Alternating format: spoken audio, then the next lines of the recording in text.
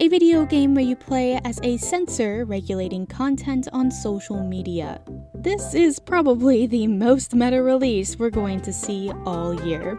From the same developer that gave us MTRaholic, The Censor is a lighthearted critique of the ridiculous hypocrisy of the world today.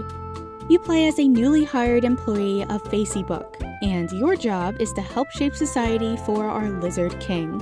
You are able to slowly corrupt the people living around you, as well as the rest of your city.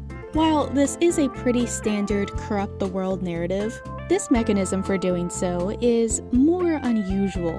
One of the coolest aspects of this game is that as you censor, you will see characters and images from other Mango Party games. Though I can totally see how it may come off as an ad for the rest of the Mango Party universe. There's also partial voicing and a decent soundtrack. Graphically, this is an interesting combination of pixel art and more detailed characters, but that is probably done because most people want more detail in the love interests. The minigames are much more varied than I've seen with previous Mango Party titles. My personal favorite was the singing game you play at the church.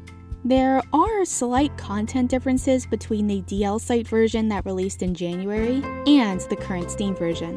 While this doesn't fundamentally change the flavors, if you look at the versions side by side, then it is clear that work was done to make this Gabe-friendly.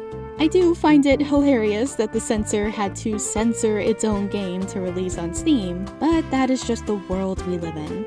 All hail our billionaire overlords. In all fairness, this may be the path forward for developers in the adult game space. Where publishers like Kagra use off-site patches, we may just see an increase in variations of a game based on what platform it is released on. I know none of us want to be denied the choice of what content to consume, but at least this way, the game is still on Steam.